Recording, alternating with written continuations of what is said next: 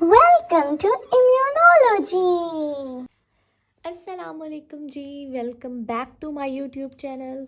आज हमारा इम्यूनो का लास्ट चैप्टर है विच इज़ चैप्टर नंबर 68। और लिटरली ये बच्चों को इतना ड्राई लगता है, इतना ड्राई लगता है, लेकिन इसको मैंने बहुत मज़े का बनाने की कोशिश की है, लाइक हलवा। ओके, अब इसमें क्या है, ये बहुत इंपॉर्टेंट है और मैं आपको इसकी इम्पोर्टेंस पहले बता देती हूँ इस चैप्टर की। बच्चे इसको स्किप कर जाते हैं और मेरे जो सीनियर्स थे ना, उनका पूरा पेपर तकरीबन इसी चैप्टर से आया था और इससे बेतहाशा एमसीक्यूज़ और शॉर्ट क्वेश्चंस आते हैं इम्यूनो डेफिशिएंसी से, क्योंकि इसमें सारे डिजीज़ हैं, बच्चे ज़रा स्किप कर जाते हैं। और पहले जो हमारे चैप्टर्स थे अडॉप्टिव सेल्स और इनेट सेल्स, उन पे ज़्यादा फोकस करते हैं, लेकिन ये चैप्टर भी बहुत इंपॉर्टेंट है। अच्छा, इस चैप्टर में हमने सबसे पहले पहले पढ़ना क्या है, हम पढ़ क्या रहे हैं। आपको याद होगा हमने चैप्टर पहले जो प्रीवियस चैप्टर पढ़े थे ना, चैप्टर नंबर 65 में हमने हाइपर सेंसिटिविटी पढ़ी थी। फिर हमने 66 में ऑटो इम्यून डिजीज़ के बारे में बात किया था। अब हैं हम इन डिजीज़ पे आ गए जो कि इम्यूनो डेफिशिएंसी हो रही है। हो क्या रहा है, जो हमने चैप्टर नंबर 65 से ही हमने जो स्टार्ट किया था, सीक्वेंस क्या था हमारा, हाइपर सेंसिटिविटी में हमारे बी और टी सेल्स ओवर एग्जेजरेट कर रहे थे किसी भी पैथोजन या नॉन पैथोजन चीज़ के खिलाफ। फिर हमने पढ़ा था चैप्टर नंबर 66, उसमें हमने क्या देखा था, उसमें हमने टॉलरेंस और ऑटो इम्यून डिजीज़, उसमें हमने ये देखा था कि हमारी अपने ही बॉडी के एंटीजन के ख़िलाफ़ हमारी जो बी और टी सेल्स है ना, वो एंटीबॉडीज़ बना रहे हैं, ऑटो एंटीबॉडीज़ बना रहे हैं। अब हम क्या देख रहे हैं, अब हम इस चैप्टर में पढ़ेंगे जो हमारे बी और टी सेल्स है ना, वो कम काम कर रहे हैं, मतलब इम्यूनो डेफिशिएंट हो रहे हैं, इम्यूनो कॉम्पिटेंट। हम तो नॉर्मल इम्यूनो कॉम्पिटेंट होते हैं, लेकिन जैसे हमने HIV वायरस में पढ़ा हुआ था कि वो उनमें क्या हो जाता है, इम्यूनिटी कम हो जाती है क्योंकि बी और टी सेल्स कम काम कर रहे होते हैं। तो हमने इस पूरे चैप्टर में इम्यूनो डेफिशिएंसी वाली डिजीज़ को देखना है। इससे रिलेटेड MCQs भी आते हैं और ये वैसे भी बहुत इंपॉर्टेंट है। सबसे पहली बात, अब इसमें हमने ओवरऑल, मैं आपको रिव्यू दे दूं कि ओवरऑल कि भाई हमने पढ़ना क्या है।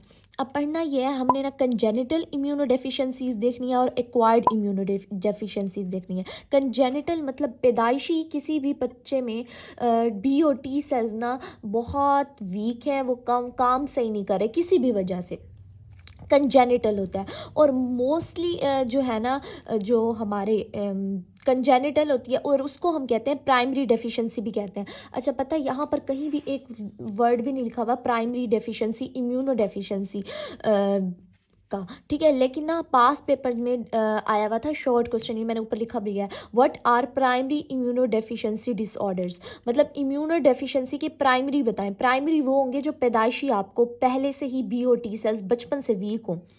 अच्छा, अब क्या होगा, दूसरा हम पढ़ेंगे एक्वायर्ड। एक्वायर्ड मतलब पहले जब आप पैदा हुए बी और टी सेल्स आपके ठीक थे, नॉर्मल थे, लेकिन ड्यू टू सम रीज़न, किसी भी वजह से, जैसे किसी इंसान को HIV हो जाता है, आपको पता होगा, उसमें जैसे HIV होता है वो CD4 पे एक्ट करता है और उस बंदे की इम्यूनिटी कम हो जाती है। तो क्या होगा, ये एक्वायर्ड इम्यूनो डेफिशिएंसी है, जिसको हम सेकेंडरी इम्यूनो डेफिशिएंसी भी कहते हैं, जो है ना वक्त के साथ होती है, मतलब पैदाइशी नहीं होती, वक्त के साथ साथ आपके जो बी और टी सेल्स हैं ना, वो बेचारे वीक हो जाते हैं। तो ये हमने पढ़ना है इस चैप्टर में।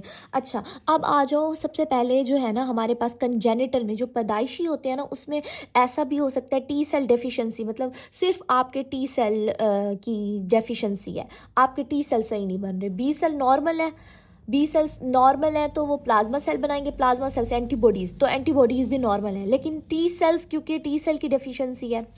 फिर दूसरे नंबर पे हम पढ़ेंगे बी सेल की डेफिशिएंसी है, मतलब टी सेल नॉर्मल है लेकिन बी सेल की डेफिशिएंसी है, वो एंटीबॉडीज़ नॉर्मल नहीं बना रहे, एंटीबॉडीज़ में डेफिशिएंसी है।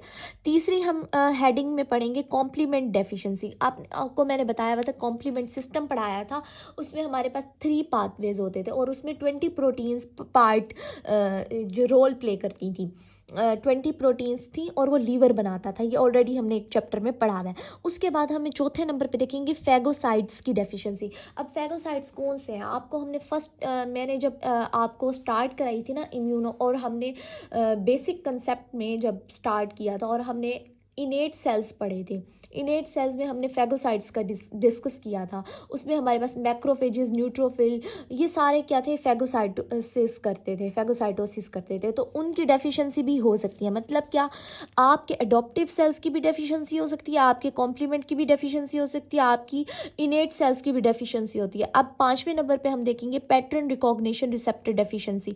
अब ये क्या था पैटर्न, आपको जब हमने सेकंड चैप्टर स्टार्ट किया था ना इम्यूनो का, तब हमने पीआरआर्स के बारे में बात की थी। पीआरआर्स किस पे लगे हुए होते हैं, हमारे इनेट सेल्स पे लगे हुए होते हैं, हमारे मैक्रोफेजेस, हमारे डेंड्रिटिक सेल्स, हमारे इओसिनोफिल, बेसोफिल और मास्ट सेल्स, इन पर लगे हुए होते हैं।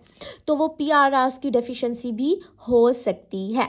दैट इज़, ये हेडिंग होगी और इसमें बच्चे बड़े कंफ्यूज हो जाते हैं, लेकिन हमने बड़े आसान तरीके से पढ़ना है। अच्छा, उसके बाद एक्वायर्ड हम नेक्स्ट टॉपिक में देखेंगे। अभी इसकी बात, इसमें भी ऐसे ही है, टी सेल्स की भी डेफिशिएंसी हो सकती है, बी सेल की भी, एक्वायर्ड भी हो सकती है। अच्छा, एक और हेडिंग भी है कि बी और टी दोनों की भी डेफिशिएंसी हो सकती है।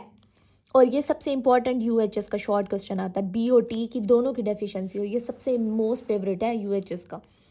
अच्छा, अब हम स्टार्ट कर रहे हैं नंबर 1 पे। उन्होंने इम्यूनो डेफिशिएंसी को 4 कंपोनेंट्स में डिवाइड कर लिया है, B cells, T cells, complement और फैगोसाइट्स। इससे तो आप लोग वैसे भी वेल नोन है। अच्छा, अब हम स्टार्ट करते हैं कंजेनिटल, पैदाइशी आपके बी और टी सेल्स ना जो है ना, उनकी डेफिशिएंसी है, उनकी कमी है, वो नॉर्मल नहीं है। उनकी जैसे एक अमाउंट होती है ना, वो नहीं है एक इंसान में या बच्चे में। अच्छा, अब सबसे पहले वो कहते हैं कि अगर आपके एक बेसिक कंसेप्ट सोचो, जब आपके टी सेल्स, हमने एक ना इम्यूनो का जब स्टार्ट किया था ना, तो जब हमने स्टार्ट किया, हमने हमेशा से ही बात किया, जब टी सेल एक्टिवेट होंगे तो वो बी सेल को एक्टिवेट करेंगे, और टी फॉलिक्यूलर हेल्पर सेल होता था, वो जाके बी सेल को एक्टिवेट करता था, और बी सेल प्लाज्मा सेल से एंटीबॉडीज़ बनाता था। तो बेसिकली अगर आपके टी सेल की डेफिशिएंसी है तो आपके बी सेल ऑटोमेटिकली जो है ना, वो सही काम नहीं करेंगे और वो एंटीबॉडीज़ सही से नहीं बनाएंगे। बेशक बी सेल का एक और पाथवे भी होता है जो कि टी इंडिपेंडेंट एक्टिवेशन भी होती है, टी सेल इंडिपेंडेंट एक्टिवेशन, लेकिन मोस्टली हमारी टी सेल डिपेंडेंट एक्टिवेशन से बी सेल एक्टिवेट हो रहते हैं।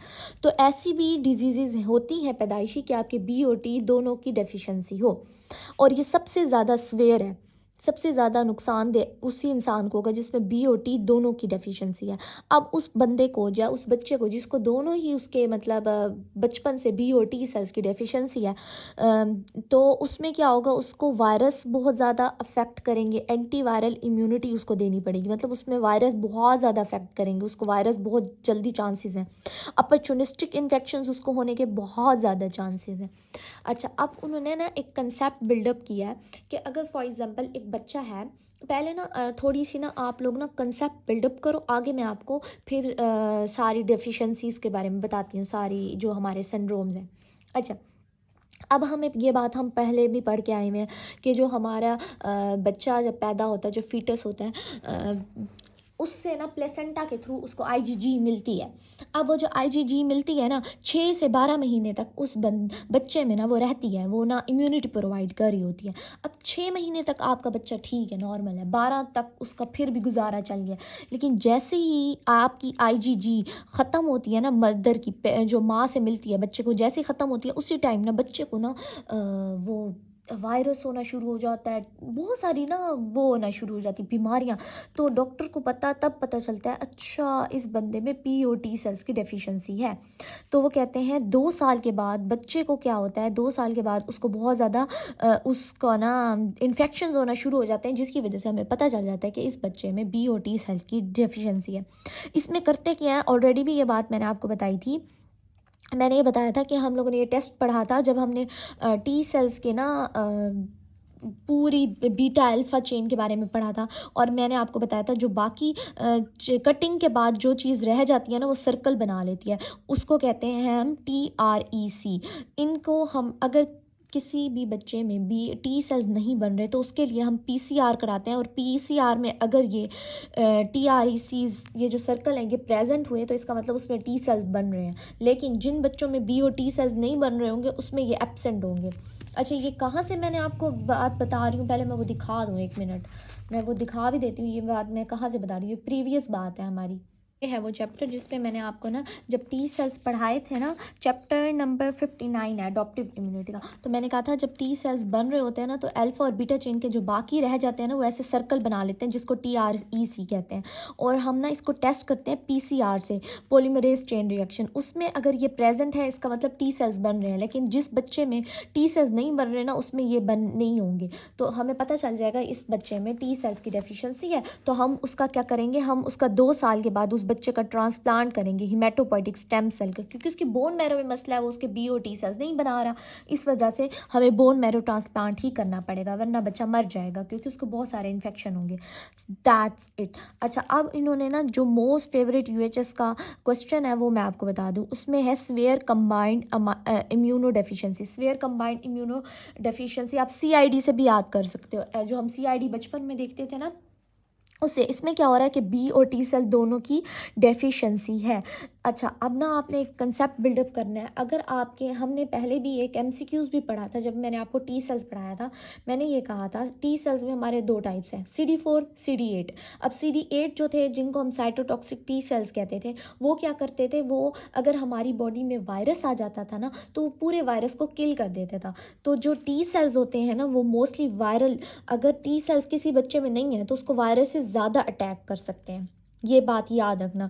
और जो इंट्रासेलुलर बैक्टीरिया होते हैं उनको किल करने के लिए भी T सेल्स ज़्यादा इंपॉर्टेंट है, क्योंकि इसमें क्या होते हैं साइटोटॉक्सिक T सेल्स जो कि जो वायरसेस अंदर जाके बैठ जाते हैं ना किसी सेल में, उसको ना एंटीबॉडीज़ मार सकती हैं ना उसको हमारा इनेट सेल्स मार सकते हैं, उनको सिर्फ CD8 पॉजिटिव T सेल्स मार सकते हैं। इस वजह से जिन बंदों में T सेल की कमी होगी उनको वायरसेस होंगे, चाहे वो वेरिसिला जोस्टर वायरस हो, चिकन पॉक्स वायरस हो, साइटोमेगाला वायरस हो, कोई भी वायरस हो सकता है उस बच्चे को।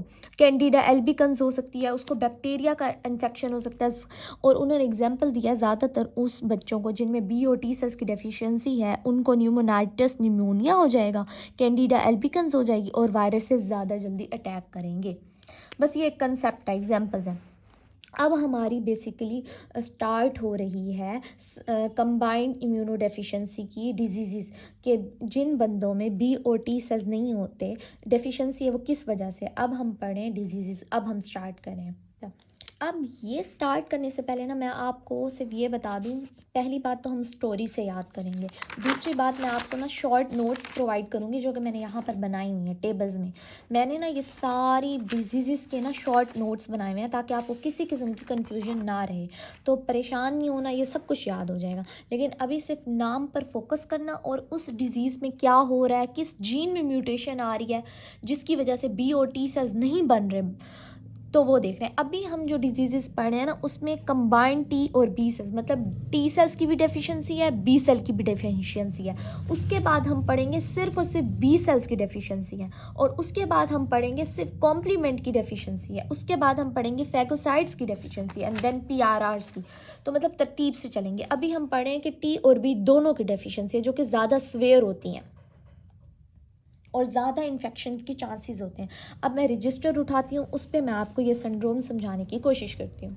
अच्छा, हर जो डिज़ीज़ है ना उसके नाम में ही उसकी जो है ना राज छुपा हुआ है। अब जो एटेक्सिया है ना, टैक्सी से याद कर लो, डी लैंगिक टेसियो।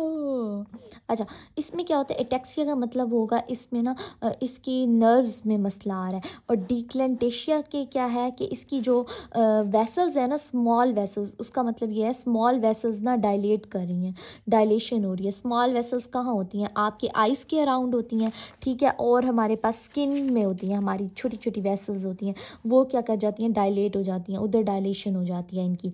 इस डिज़ीज़ में ये सब कुछ हो रहा है। अच्छा, ये तो इसका क्लिनिकल फीचर, लेकिन इसमें बेसिकली हो क्या रहा है, इसमें होता है, वहाँ था जीन, कौन सा था, वॉज जीन, उसके नाम से ही जाहिर था, विस्कॉट एल्ड्रिच सिंड्रोम के नाम से। और यहाँ पर होता है ATM जीन होता है जो कि एक प्रोटीन बनाता है ATM, उसमें क्या, इस जीन में क्या आ जाती है, म्यूटेशन।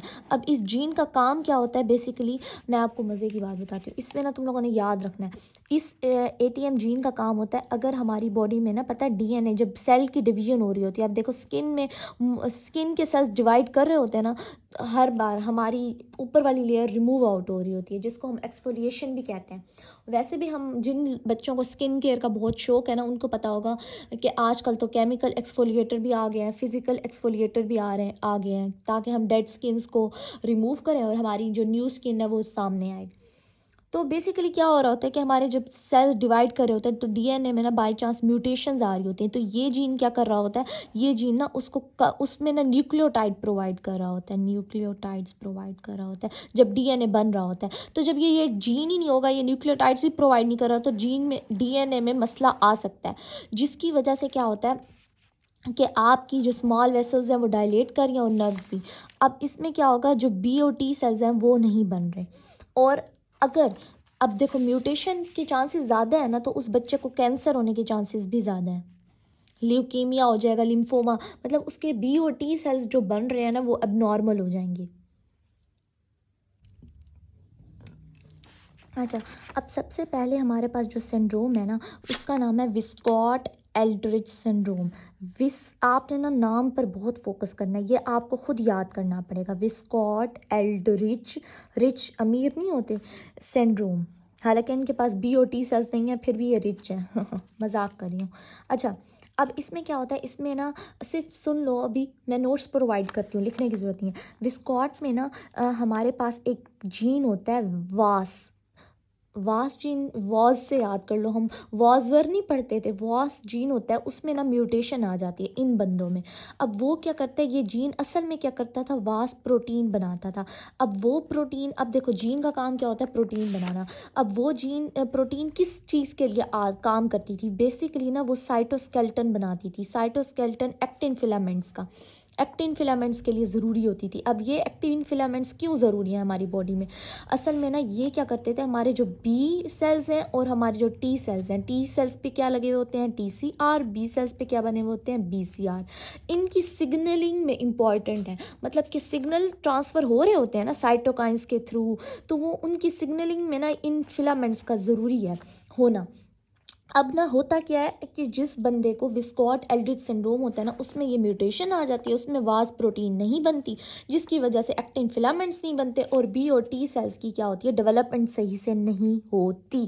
क्या नहीं होती, डेवलपमेंट नहीं होती, ठीक है। उनकी डेवलपमेंट नहीं होगी मतलब उनको सिग्नल्स ही सही से नहीं मिल रहे। जब सिग्नल सही से नहीं मिल रहे, किसी भी चीज़ की सिग्नल सही नहीं हो, तो उनकी डेवलपमेंट सही नहीं होगी। तो बेसिकली इसमें क्या हो रहा है, विस्कॉट एल्ड्रिच सिंड्रोम। अब ये जो जीन होता है ये प्रेजेंट कहाँ होता है, ये एक्स क्रोमोसोम पे प्रेजेंट होता है। ये बात भी आपने याद रखनी है, हर ये एमसीक्यूज़ के तौर भी आ सकता है। अच्छा, अब मज़े की बात, यहाँ पर कंसेप्ट क्लियर कर लो, हर डिजीज़ में ये बात आने वाली है। आपको हमेशा ये बात याद होनी चाहिए, जो एक्स लिंक डिजीज़ होती है ना, जो एक्स लिंक डिजीज़ होती हैं वो मोस्टली किस में होती हैं, वो बॉयज़ में होती हैं। क्यों बॉयज़ में होती हैं, आपको पता होता है, एक एक्स होता है एक वाई होता है। अब इस एक्स में ही ये म्यूटेशन है, वॉस जीन नहीं है, तो इसका मतलब वो बच्चा, तो उस जो लड़का है उसको विस्कॉट एल्ड्रिच सिंड्रोम होना ही होना है। लेकिन अगर जो बच्ची है फॉर एग्जांपल, उसमें ये जीन आ गया एक एक्स में, लेकिन उसके पास दूसरा एक्स तो है, उसमें तो वॉस जीन हो सकता है जिससे ना उसके फिलामेंट्स बन सकते हैं। तो इस वजह से जो एक्स लिंक डिजीज़ होती हैं वो ज़्यादातर मर्दों में डोमिनेंट होती हैं, लेकिन जब हम ऑटोसोमल पढ़ेंगे, ऑटोसोमल क्या होती हैं, वो मर्दों और दोनों में बराबर होती है, मतलब मैन और फीमेल्स दोनों में होगी। तो ये कंसेप्ट क्लियर कर लो। अब आपने करना क्या है, इन डिजीज़ ये बहुत ड्राई लगती हैं आप लोगों को, आपने उठाना है एक कलर।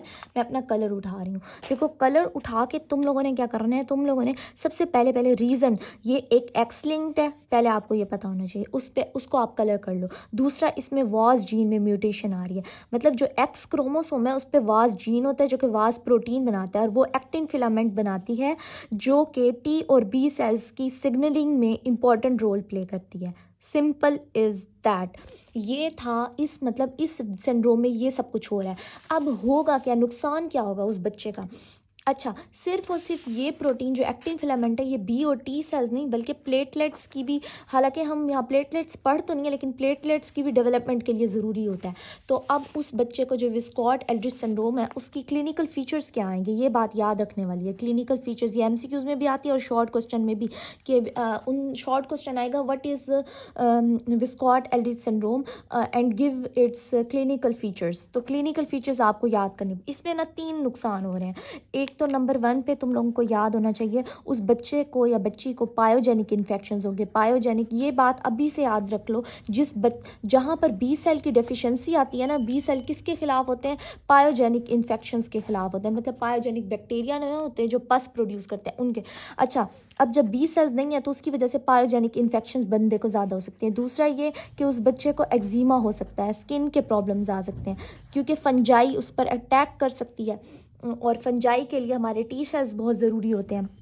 और तीसरा ये कि उस बच्चे का प्लेटलेट्स बहुत लो होंगे, उसकी क्या होगे, प्लेटलेट्स लो होंगे, और उनका साइज़ भी छोटा होगा, इसका मतलब थ्रोम्बोसाइटोपिनिया होगा। तो 3 चीज़ें हो रही हैं, अब ये तुम लोगों ने ना याद करनी है।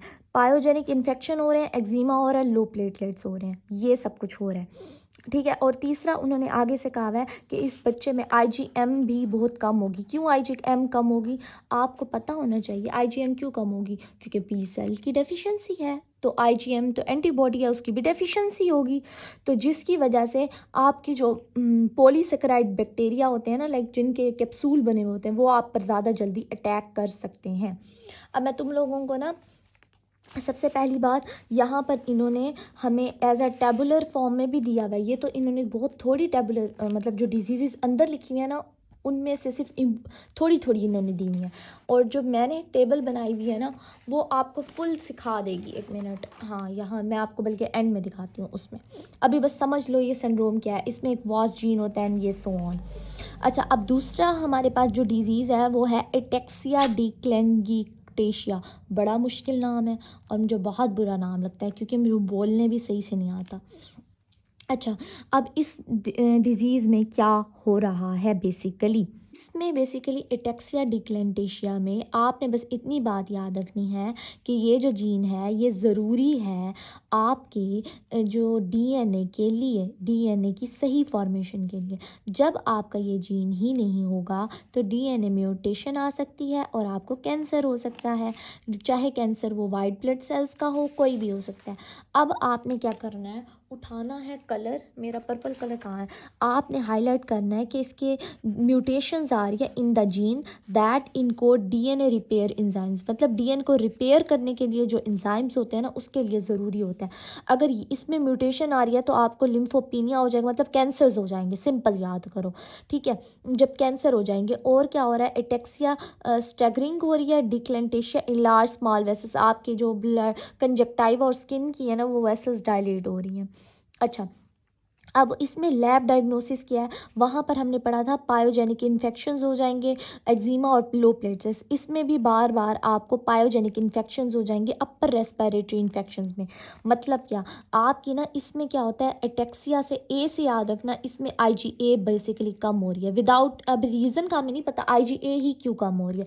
इसमें आईजीएम मोस्टली कम हो रही थी, ठीक है, इसमें आईजीएम मोस्टली कम थी, और इसमें आईजीए कम होगी। जब ये कम होगी, आपको पता है आईजीए कहाँ होती है, हमारे म्यूकोजा में होती है, हमारे टेयर्स में होती है, हमारे आंसू में, हमारे स्लाइवा में, मतलब म्यूकस वाला एरिया जो होता है उसमें आईजीए होती है, ताकि हमें प्रोटेक्ट कर सकें। अब जो म्यूकस होता है वो हमारे रेस्पिरेटरी जो सिस्टम होता है, नेजल, उन सब में होता है। अब जब आईजीए कम है तो आपको पायोजेनिक अपर रेस्पिरेटरी इन्फेक्शंस होने के चांसेस ज़्यादा हैं, और आपके साइनसिस के जो इन्फेक्शंस होते हैं ना, वो भी होने के चांसेस ज़्यादा हैं। अच्छा, ये एमसीक्यूज भी आया हुआ था कि एटेक्सिया डिक्लेंटेशिया में आपको कौन से इन्फेक्शंस होने के चांसेस ज़्यादा हैं, तो ये बात भी आपने याद रखनी है। बस इतना याद रखो कॉज क्या बन रहा है और कौन कौन से इन्फेक्शन हो सकते हैं।